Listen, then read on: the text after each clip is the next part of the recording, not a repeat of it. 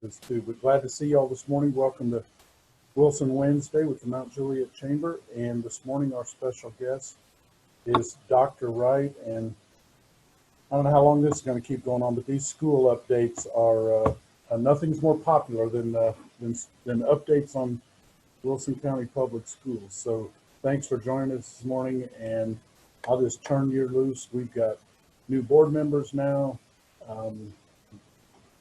Basically a whole new way of educating our kids, and I'm sure it's changing every day. Good morning, Dr. Wright. Good morning. And, as always, I enjoy talking and speaking to this group. And I will say that we set a record last night. I think I left the building at 12:30. And it's, someone asked me as far as how I came in this morning, I had a smile on my face. And I said, you know what? I always think of the alternative. Yeah. And it just, you have to keep a good perspective, because this is a time when there's a lot of emotion, tension, anxiety, and what we see, and I've seen this. I mean, I'm in the school business for 40 years. Become the target on so many things, and also the blame for many things. And I'll say that I understand it, but sometimes I don't. And we've even fielded some phone calls this morning that where they didn't even get the right message last night, so they were upset about something that didn't happen. And so you have to walk them through. And my precious assistant Pam she has more patience than I do, so there's a reason why she gets some of the phone calls, because she had to literally walk a gentleman off the cliff this morning, and then he did apologize. So it's just part of it. But the thing that I guess, and Mark, noted this, 3 new board members, Carrie Pfeiffer, and who's a former school teacher, Jamie Farrow, who is a nurse, and then John White, who is in the business world, but also the parent of 8 children that attend our schools, and so we welcome them, and hope that we didn't scare them off too much last night with such a long marathon meeting. But there was a lot of important stuff, because the purpose of the meeting last night was 3 weeks out from the beginning of school, and what were we seeing? What is it looking like? And can we even forecast? And much of it we have to depend on what we're seeing around us, which, people will even take issues with that as far as that, well, this is what another school district is doing, and this is what this school district is doing, but they don't know what's happening behind the scenes either with some of those decisions. And this morning I shared it with some team members. A large district south of us just released some information this morning. They just opened full time, and they have a number of staff members that have already tested positive. They've got like 50-something staff members that are in quarantine because of exposure. They have several hundred students that are quarantined or in isolation, the exposure, and 33 of their 49 campuses right now have positive cases. So again, and you have to put that in perspective. And it's the same thing that I've shared with not only our parents, but the community here, as far as that's why we take the precautions. That's why we, are making sure that we let people know that it's a real situation. It's not a hoax. We're seeing some people that are desperately ill, and some people that you would never know because they're asymptomatic. And the thing that I guess that I really wanted to express last night, 3 weeks out, that what we are seeing, we've seen some sort of explain some of our decisions. Our intention was to open August the 3rd in a traditional back to school as we know it, and had said all along that we will monitor, not only looking at that metrics as far as our county population, but also looking at internally where we already had some sports activities and where we knew where people were gathering. And we had to push back to August the 17th because we saw an uptick that was frightening. And we had a graph last night that's showing as far as that spike. And, the question even comes as far as how are you determining these metrics? And we're using the Harvard Global Health Institute which is well recognized, where you look at that population of cases per 100,000 and make the determination. And then 3 weeks out, we saw a decline because people, as I say, they were behaving. And behaving being washing your hands, and you wouldn't think, and we have parents take an issue that that's not our job to tell kids to wash their hands. Well, I disagree because, again, sometimes we even have to remind adults. That's not always something that's sensible. So anyway, as far as looking at that, and we minimized as best we could by splitting our population by 50%. That's the hybrid model, which is not unique to Wilson County. In fact, that's a recognized model around the country right now as far as trying to minimize and be able to social distance. We had issues. We've corrected them. But again, if we were back in a normal situation, the first 2 weeks of school are, and I see Phyllis Robinson on here, and she'll know, there's issues. The first 2 weeks of school, where are our textbooks? Why did we all get a book? That's not the teacher I wanted. I want this teacher. We have to split a class because there's too many in it, and my child's already bonded with this teacher after a first. So that's normal. And now we're trying something, as far as that is, not how we see the world as it should be.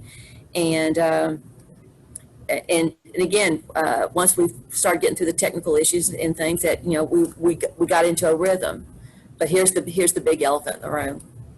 I cannot go back to work. I cannot get my life back to where it was, particularly with younger children, and monitor what they're doing on the remote days.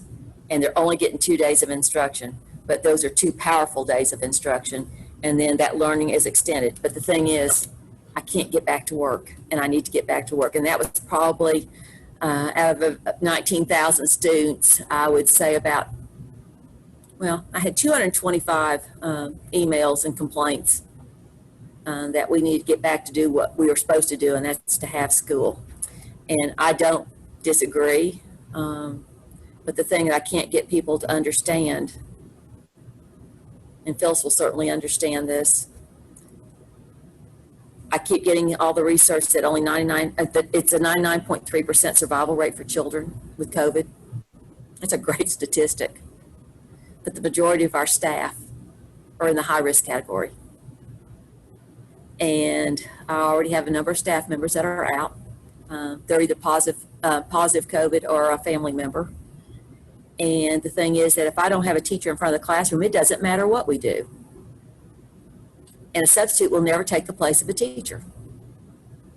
And unfortunately, when these emotions get high, and I've had a number of adults that are yelling and screaming at me that if teachers don't want to work, replace them. Well, you know what? There is not a pipeline of teachers to replace with. This is a profession right now that we're seeing smaller and smaller numbers coming out of the preparation programs, and then you put COVID on top of that, and the fear is there. We're seeing the fear in our bus drivers and some of our, dedicated workforce, that they're so afraid that if they either contract it or bring it home to a family member that's at risk. We're down 30 food service people right now, that if we bring all of our students back to a traditional in-person, we're down 30 people. I announced last night that the USDA is going to allow us to feed all students, regardless of their economic disposition, a regular breakfast and a regular lunch at no cost until the end of December. That is great news. But I'm down 30 food service workers. So you have that. I'm down 6 routes for our buses to run. We have the buses, we can't find the drivers. And then at the staff members. So we're all going through this, but the thing is that we know how important for us, not just for the kids to be in school, but the importance, the significance of being in school too. It's a community piece, and we're at the hub as far as getting life back to how people remember it and want it to be. But the thing that I have to be prepared for is what happens if we have another uptick, because right now, as of September 21st, pre-K through 3rd grade will phase in 5 days a week. All right. And but here's, thing that's concerning, that if you've been around the little ones, they do not recognize social distancing, and the closer the better. And I'm one of those that I want them closer too. But we've also got to make sure that we protect that teacher in the classroom, and make sure that we go through as far as not only the hygiene piece, but also understanding personal space. So we're excited, we're nervous. I've also placed out there that we're continue to watch the data right now. And this is the thing that I shared last night too, and I'm sorry for this rambling, but it's almost a stream of consciousness because it was such a long meeting. We've been looking at 2-week intervals as far as events. We watched it 2 weeks after July 4th, and we saw what we refer to as the COVID bloom. It was there. We watched that spike in July, which I was referring to earlier, that we hit the critical phase that we were seeing, as far as between the 25 and 40 range. That's critical. And as a county, we were there. In fact, we sat in that space for 11 days before we started seeing a decline. So we moved school from August 3rd to August 17th. We started clocking as far as 2 weeks after school to see if we would see an uptick, even with the minimal space as far as with a hybrid. We saw a downturn, and then we saw it pick up again. The 2-week interval now is following Labor Day. And where we have a real concern, because when you look at, it'll be around the 21st when we've got the babies coming back full time to see if there's going to be an uptick there. And a good question emerged last night. Well, what happens when you bring everyone back? Fall breaks in 2.5 weeks, starts on October the 5th, and we bring everyone back October the 12th. We're going to still be monitoring, and I've warned everyone that to be prepared. If we have to go full remote with a school or across the district, be prepared, because the thing is that we're going to be monitoring that information, and it's really more about the adult behavior, because the kids aren't getting sick at school. The kids are bringing it from home. We've had several instances, ladies and gentlemen, where if the health department hadn't called us, we would not have known that we had positive households.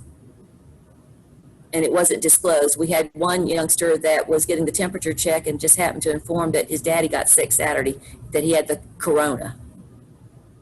And he did, the whole family. We had the health department inform us of another family that they sent their grandkids to school. They were asymptomatic, but they were positive, and the grandparents are sick. So those are things that we're having to find out about. So you can imagine, again, as far as that, how that replicates itself as far as exposure. So so a lot of things going on, but the thing is that I want to make sure that school's going well, regardless of what the world we're in right now. We've been doing what we refer to as soft assessments, because the concern as far as learning loss, children being out of school for 5 to 6 months. And, I did a sort of reminder last night that this didn't start with a pandemic. It started with a tornado. And I remind people at the very beginning, as far as that, that would be forgotten because everyone's in the throes of the pandemic and how that's disrupted their life. But we still have families living in hotels. They've not been able to get into their homes yet. We still have children that, needed the normalcy of school because it's not so normal at home right now. And we're providing that. But with that, we've had to make some adjustments. We've got 2 high schools right now that I am so thankful for the new one, because we've got 7th and 8th graders in it, which the high schoolers do not care for a whole lot, but we have to remind them that they were middle schoolers at one time and just be patient with them. And we've got Mount Juliet High School that's also housing 7th and 8th graders. And so you're looking at 2 distinct populations. We've got Mount Juliet Middle School that's a K-6 right now. And the 6th graders feel like they've been cheated, that they're having to go back into elementary school, but they're separate. And the thing that even with the numbers that we're seeing, that in a virtual, we've got about 3,000 families that chose virtual for their children. Started at 3,800, now it's at 3,000. We have 153 teachers dedicated to them, in which everything is remotely brought in. So we've got a virtual school. It's a system all to itself. We've got a hybrid model right now that will, after September 21st, will just be grades 4 through 12, and then October the 12th, we're going to try to go 5 days a week back into a traditional, but also on alert that we can move back into a remote, whether it's by school or across a district, depending on what COVID looks like. And we all know October is also flu season. And so you got a combination of the flu, possibly with COVID ramping up. And I am hoping that the predictions, the science behind all of it's wrong. I pray about that every day. In fact, I start my morning and when I go to bed at night. Sometimes I pray that this is maybe just a science fiction episode, but it's not, because you pay attention and then you see the news where people are misbehaving. And my principal hat comes on and I want to get out there and reprimand the adults to, behave. And Mark, you'll like this. There was I live out in the country, and Friday night there was a big party down the road from me, about a half a mile. There was probably 100 people there, campers and motorhomes and all of it. And it was all I could stand not to go in there with my principal hat on and saying, "What are you doing?" But I didn't. I didn't want to make the news and be arrested, so I didn't. But other than that, life is good. What, just a couple of quick questions. Absenteeism, is it significantly greater than it was pre-tornado? Yes, and it's some of it, as far as relative, as far as whatever the situation is, whether they're a virtual student, whether it's the hybrid. And the thing is that we're trying to recognize, particularly on the virtual situation, we had some families that already had attendance problems before the tornado, and thought that the virtual option would be a good place to hide. And the thing is that attendance piece, where they have teachers assigned to them, are being checked. And again, we take responsibility for that. And in the same sense with hybrid, that on those remote days, there's an attendance piece as well. And I guess that's the thing that's probably misunderstood, that how can you provide or take attendance if they're not in school in a physical space? Well, the thing is that we can check in through a technology. Can we be scammed that way too? Of course. But the thing is that we're seeing little of that. And I do know that a big district west of us right now has filed 1,000 truancy letters against parents. But then that's a system that's also fully remote. And, that's going to be a tough one. But we have to take attendance, if anything, just to make sure that we are providing services to our kids. And the other thing that's happened with that, Mark, too, that we've also found some new families that have joined us, and that for whatever, because it's confusing. How do you enroll your children now? How do you, get services? So it's allowed us to tap in to some people that have reached out to a school, but they've not gone through the enrollment process, if that makes sense. So, and people are still moving here. They're moving here in large part because of the school's reputation and results. So thank you for that. What are you finding with access or supply levels for the protection equipment that the schools need, when you look at what you're using over a couple of weeks versus what you either have on hand or have in the pipeline or access to? You comfortable with the supply chain for that when it comes to the schools? Well, we were one of the districts too, even though we knew it was going to be a huge budget impact, started planning in preparation as far as everything from the medical grade sanitizers that we use, as far as not only in the classrooms, the hallways, on our buses, the hand sanitizers, the masks, the gloves, and for some of our classes, as far as even the gowns that would be needed. And so we started preparing for that, an expensive proposition. We also had some team of donations early on too, that we were going to have in excess of 1 million masks, as far as the disposable masks that we could provide for our teachers and for members. We also purchased face shields, which, we've already had some say, well, they're not as effective, but for early grades, they rest on I will demonstrate. And I can move this up.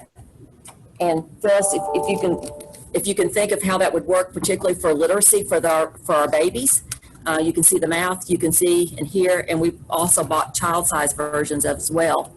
And so you can also breathe. It doesn't fog glasses up. But we bought that as well out of some of our emergency funds. But when we go back to full-time traditional, that ramps up not only the sanitizing effort, but as far as having to make sure that when you've got 30 in a class, particularly in a high school, that you're cleansing all the surfaces. And so right now, Mark, we're good, but we can't anticipate as far as when we look at a full load. It increases our capacity on our buses. And even though we're requiring masks on the buses, you still have bodies and touching and feeling and all that. I will add that there was an announcement as far as from our state nearly 2 months ago that they would be providing for every teacher in the state gloves, hand sanitizer. I'm not sure if there was a third. Some of it being the gowns, but they would provide a year's supply for every teacher. And they overestimated, I guess, because you're talking about just the number of teachers in this state. And I think some of it was also private as well as, the public. And they got about a third out to the smaller districts and had to rethink what they were getting from TEMA. And so that was for many districts that did not have the budget, were dependent on that, and it didn't come through. So they're trying to go back and rethink that. We started seeing some pallets of it, and it's delivered, but it's also up to the school districts or the individual school to make an order each month and get that delivered in a pallet. And and we're thankful for anything, but the thing is, this is not just a one shot and you're done. This is something we have to do several times a day. And it's like I said earlier, the routine of even washing your hands on a continuous basis, having access for students and teachers as far as the hand sanitizer, and some of the behaviors that, it's just part of school. I mean, in school, we still like to hug and we still like to touch, and we're trying to minimize that as well. But along those lines, if there are businesses or civic organizations or other nonprofits that want to help, clearly they can't jump in and be a school bus driver. They probably cannot stand in front of a classroom. They may not even be allowed to come in and help you at lunch with being 30 food service folks short. But what are there things that teachers need? I know you probably used to have like room parents or PTO people that were in the school active. I'm going to assume that most of that access has been cut back severely, if not eliminated. it has. So that was always a pipeline. You could talk to the PTO person or the adopted teacher or adopted classroom, and people knew what was needed when. What would you suggest to the Rotary clubs and stuff that want to help? We're doing it differently because I'll tell you what, the community's been wonderful. When you look at even some of the donations that are still coming into schools, much like it had before, but even more so now. Good. We've had many churches that have reached out and adopted an entire school. Good. We've had churches that saying, we've heard that there's a need for childcare. We don't want to get into the business of childcare, but can we help out here by offering? And they have. Okay. We've had a couple of churches that knew that we had some down bus routes in certain areas, and they can't transport all the kids, but what can we do to help temporarily? And again, this community, I've never experienced anything like Wilson County, anywhere I've been. And the need has been met, and every time we have, there might be something that might be unanticipated, Mark, Mm-hmm. that where we've reached out and just said, this particular school is in need. How can you help? And our PTO groups are still doing the same thing. They're just not able to get into the building because we're trying to, again, minimize the risk. And even minimizing as far as who comes into the building. But right now, when we get into full-time traditional school, that's where the need is going to really appear. And but I think if anything, if anyone's looking for work, employment, one of the things with our bus drivers, I tell you what, salt of the earth. Some of them have been with us for so long, and there's other things they could do. But we start at $17 an hour, go up to nearly $22 an hour. Those that have more than 30 hours a week get benefits. And so we try to get that out, and we were hoping that we were going to see some more return from the Gray Line tourist services in Nashville, because at one time they were employing 400. They're down to 40 employees now. And so we were hoping that those that we lost would come back, but we haven't seen that yet. So we need help there. Food services, particularly if you have children in school, that is a great place to work and also be a part of the school and engage in a different way as far as provide for children, because even with the need of what we're providing until December for all kids, and let me tell you what, kids do not miss meals in those cafeterias. It's good food. We need help as far as not only the serving line, but just as far as making sure that the little ones are provided for, because sometimes they still have difficulty doing things for themselves. So any kind of advertisement, Mark, like that, as far as to help us, because we'd like to keep it in the community. All right. One major concern that it wasn't just probably Wilson County or even Tennessee for that matter was I guess the big word would be access or availability to broadband. Now that you've been doing this for a couple of weeks, a month, we probably have a few things in our favor, but what are the biggest challenges? Because that is probably not going away. No, and it's a national issue. In fact, there's a lot of, and I think I've shared with this group before, I'm part of there's about 25 superintendents from around the country, and I'm part of that group that not only lobbies DC, but works very closely as far as looking at inequities. And one of the biggest inequities that we see is access to high-speed internet broadband and affordability. And for a country as great as ours, that is something that we're seeing great strides in Europe and access, but we're seeing huge gaps. And so we're looking at about 30% of our families that do not have stable access or even access to broadband because of where they live. And it always comes back to as far as, well, is it because they can't afford it? No, we've got some people that are in the Lake area right now that are on a waiting list to get on that Hughes satellite access. And they have to go to the end of their driveway and hope they can pull up a cell service on their phone. So we are really working with families as far as so they can download while they're at school and work offline when they go home with their materials. But that, that's still not a good solution. We've also created hot parking lots at every one of our campuses.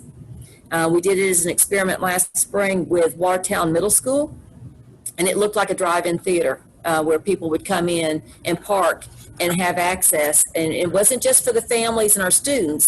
It was also a community service as well, and it was well received. So that's what we did with 24 campuses and provided a hotspot. It's community access as well, but that's still a short-term solution. We've got to figure out whether it's looking at what Middle Tennessee Electric can provide as far as with the fiber and the electric to, and a good example right now is in Hamilton County.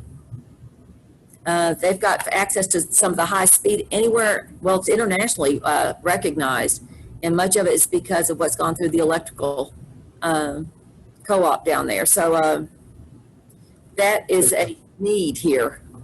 I think Chattanooga might have been recognized as the first gig city or something like that as well. Maybe the second. Would be second? Yeah. Hey, real quick, I imagine you go buy a car, and even though it's brand new and shiny off the lot, a little bit down the line, you hear a clink or a clatter, and you want to run it back through. You can't do that with $100+ million school, but you open up this brand new, beautiful facility. Things going pretty well. Nothing. I know they were getting ready to lay the track a couple of weeks ago. Are you on course to where you thought you would be, and no major glitches? Well, and I shared this with the group, 90 weeks is what it took to construct that project, which is unbelievable. But, when you look at the company and the country, what they were doing, because it was a labor of love, particularly for the project manager, David Dokes. I cannot say enough about that gentleman. We had 155 days of rain on that project, too.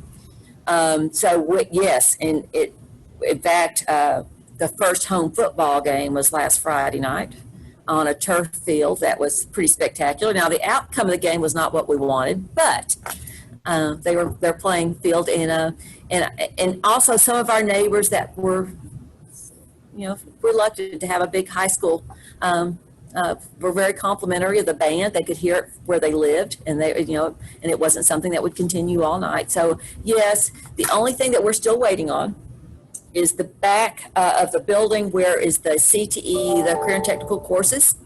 They provided great storage as far as the seating for the auditorium to be put in there, and then we got the last piece of equipment. I was told last week that we had been waiting on, and the backlog part, partly because of COVID, but the culinary arts and that suite of CTE classes is the last to be completed, and will be completed soon, which we had more or less made everyone aware of that. And the athletic facility, outdoor athletic facility, they're finishing up. We were even able to serve concessions at the Friday night game. That was completed. So right now we're still going through as far as the punch list, but there's that backside facing the track and the football field is that last area that will be completed. But we're good. Well, I'd like to take this chance to invite you, if you don't already know, because you probably do. I just found out last night, and I told Marla this morning so that she wouldn't learn about it on a Zoom call, but I was sure that I invite everybody on this call. Dr. Wright, Hope yourself, Mickey, hopefully Principal Dawson, but you may or may not know, but Monday afternoon, and I believe it's going to be about 4 o'clock, another feather in your cap right there, but we're going to have a groundbreaking for the new fire station right across the street. I believe the details are still being worked out, but I was told last night that it will be 4 o'clock Monday afternoon. Again, don't hold me to that. That's a commission meeting that night, but wanted to make sure that the school administration knew about that and come and jump on a shovel with us, because and Mark, while you're talking about that, has there been any complaints in the community about the traffic or anything? Because the initial start of school, and with that pull-in lane, and people figured it out, has there been any complaints that you've heard that, about located there? I haven't heard one thing. I mean, at the end of the day, the most traffic you'll have is theoretically 50% of what you had before. So a little bit different on the time. Those of us that used to know that we needed to be out of the way by 10 till 3, we have a few extra minutes now because school doesn't let out. So we can make that late afternoon run to Lebanon Road. No, I think there was, you can imagine drivers not in the habit for 6 months of not using their cell phones and slowing down for the school zones, lower their speed limit. But as far as the traffic, I have to tell you, and I'm practically next door neighbors with your director of transportation, Mr. Partlow. He's a couple of doors down from me. I haven't even seen or heard of the usual beginning of school year. I'm late. I was 30 minutes late because I couldn't get around the school. It looks like the principals quickly adapted to traffic patterns. There might have been a few changes made after they tried out what they thought was going to work, but I haven't even heard or seen people fussing about that. And perhaps some of that is perspective.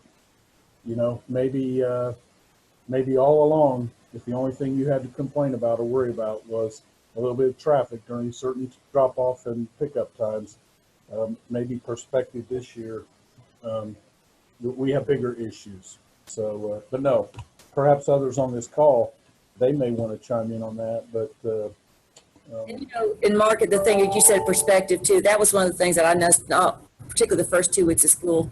It didn't matter if it was the 5-year-old or the big 17-year-old. There was just a demeanor about kids right now. I don't want to say grateful because it's not the appropriate, but just happy to be in school, the routine. The buildings are quieter. Yes, we have less kids in them simply because of the hybrid. But even when you look as far as there is a joy and just a little bit understated excitement, and it continues. And for the teenagers, I know that some of them just want to get out of the house. But it's been just a good experience walking in through the schools and seeing not only the classes, but just how students are even greeting each other as well as the adults. It's nice. It's really nice. yeah, I don't know if anybody else on the call has different experiences, but and it's always a little bit crazy because you think, gosh, why are we going through this again? We go through this every year at the school. Don't they have it figured out? Well, yeah, they do, but every year you've got a whole new crop of brand new drivers, and it takes them a little bit to get it figured out. But I'd say A plus on that from Good, thanks. That's always a concern. yeah. So well, we're about out of time. If there's anybody that has any questions. Interesting night last night at the meeting, went on, as you said, late. New school board members usually mean fresh ideas. Do you see any, sometimes an election is just switching a majority from 3-4 to 4-3 or whatever. Do you see any policy changes by the end of the year that you might not have expected? No, and Larry Thomason was reelected chair. That was unanimous. Linda Armstead vice chair. But I think there was a really nice camaraderie last night. And again, it was a first meeting for the 3 new board members. And you know, and by their own acknowledgement, they've not been through orientation and training yet. But there was a good conversation, discussion. Like I said, we did a long summary as far as of questions that had emerged, as well as 3 weeks out, what does it look like? So to anticipate what, you know, we're doing a lot of upgrading and changing of policies because COVID's the reality that we have to make sure where everything from employment to attendance to looking at protocols that are in place. So I really can't anticipate, but that's something that this board will be, and it was brought up by Linda Armstead with this board, that they'll be looking for a new superintendent to come in after this year. And that will be part of the process that they look at starting in January, and what that will entail. And so I'm excited for them on that part. So Most of us on this call, prior to the leading up to the election, we had our Coffee with a Candidate program where each of the candidates got to spend time like this, and we could ask them questions. And I would say to a person, the consensus seemed to be that they had the best interest of the families and the students and the teachers at heart. And so I have to think that we're in really good hands with a lot of really interested, motivated, and caring people. And when you're when all of your choices are good ones, that's a pretty good spot to be. So we're glad to have all them, and I hope you get a chance to re-welcome them. I think Phyllis has a question there, but she's muted. Miss Phyllis? She's nodding. Watched you last night. I did the marathon with you.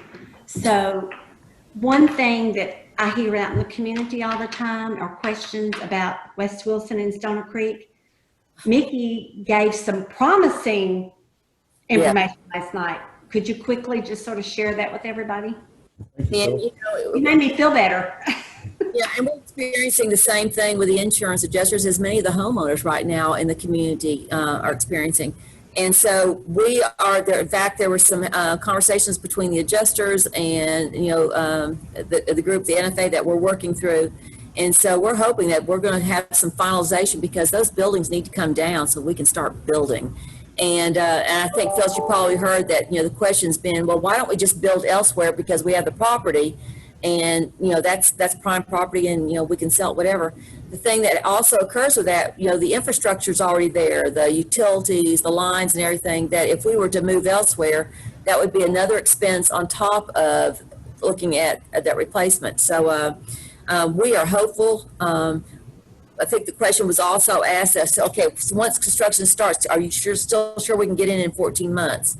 Well, that's what the construction company, the group that built the high school, that's unbelievable what they did with 435,000 square feet in 2 years. And so we're hopeful. It looks a whole lot more promising now in the last 48 hours than it did 2 weeks ago. And again, this is one you're talking about probably around an 80 million plus project, $80 million.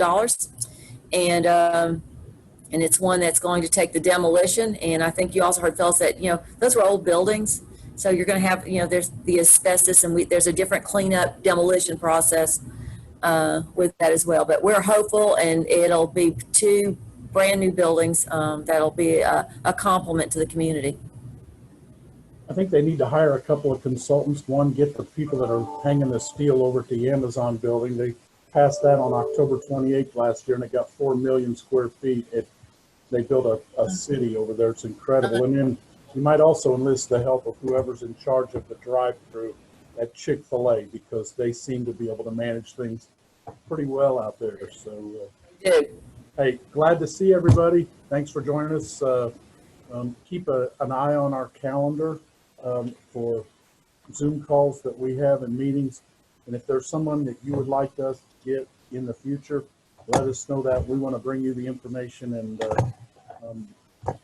Mark, that you're looking for. So. Let me add something too. This group is so good. Folks, if you know of an issue or something that might be percolating in the community, please don't sit on it and everything and shoot it to me, because sometimes I have to wait till social media informs me, and then that's not always good. So if there's something that that, and it might be an individual person, it doesn't matter. Please let me know so it doesn't percolate into something big. I'd appreciate it. I think that access to you personally on a monthly basis, or more often if needed, has certainly in our particular case went a long ways towards building the confidence that you're looking for. And I don't believe there's anybody on here that would hesitate to reach out, to share whatever they're hearing, or to help you if they can. Good enough? Appreciate it. Everybody go have a great day, lighten the load for somebody, and we'll see you soon. Take care.